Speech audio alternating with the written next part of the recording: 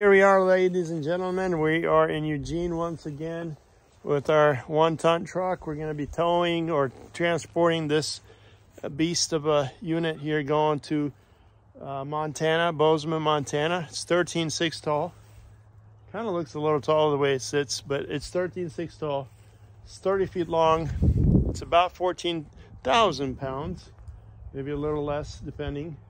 Anyway, it's got 2 axles on the frame itself. It's a larger frame.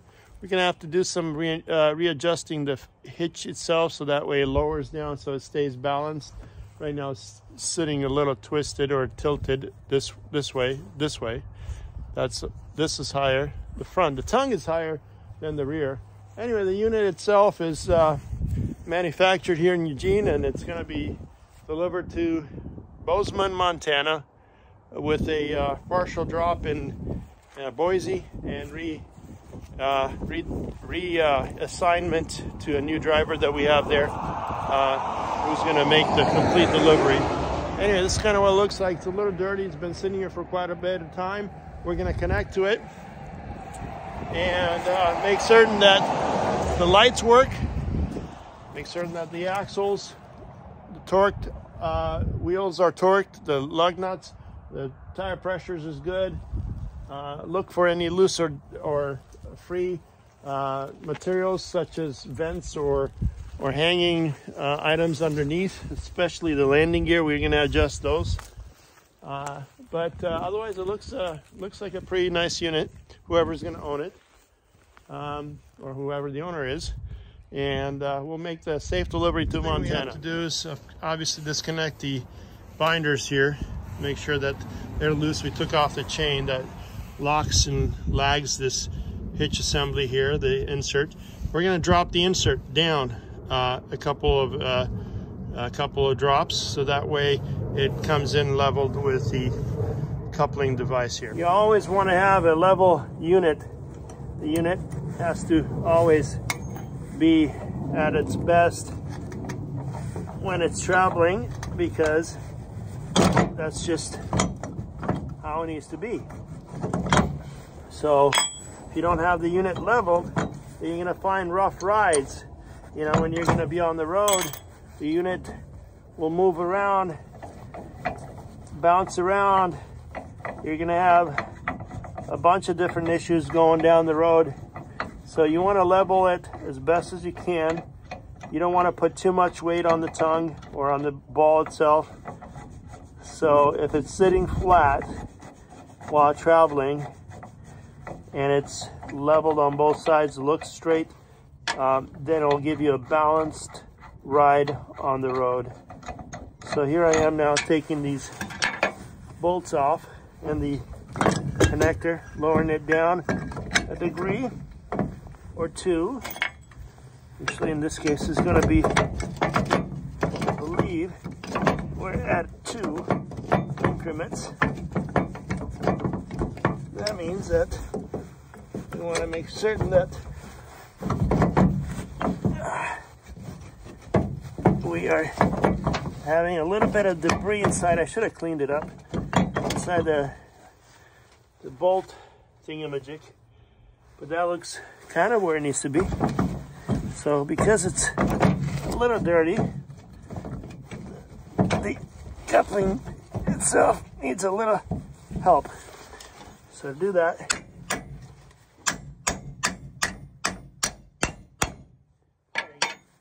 so now the bolt, if you can see here. What's that? Oh, I'm talking to the camera guy. You got it all secured, all in place. And I just put the screws back in there. And since we lowered it down, we should have a balanced ride. And that's how it goes. Everything needs to be balanced. Just like Mr. What's his name used to say. I don't know what his name is, but he used to say it. Oh, what was his name? The guy on OPB. No, I forget. What was his name? Do you remember the guy on OPB? I don't. Oh, his name, he used to make that kids show. Neighbor thing. Oh yeah. wish I could have my neighbor. Yeah. That guy. That guy. Yeah. I forget his name. I watched Mr. Rogers. I watched a documentary the other day about him. He apparently went to seminary school. He was a priest in some ways. And then, you know, he was also a musician. Anyway, there you go, guys. It's lowered enough. Now we are leveled. A bit low. I don't know how much it'll squat your truck, but. And so when we make the connection, we should get the rear. As you can see, it's much higher here. Yeah. Much lower there, and should be just leveled. Connected, the lights are on. The unit is more leveled. It's sitting on its own. It's sitting straight. You know, the marker lights are all operational, and the chains are connected. The 7-way is connected, obviously. We got the lower marker lights. We got the upper marker lights. This is not an oversized unit. Ouch, I just got these little pokey things just poke me. Anyway, all the marker lights. There is a vent up there, if you can see that. I don't know how that's going to do. I hope wind is not going to affect that one, but there's also a specific ramp here that's actually a deck, and it's strapped by a strap and secured.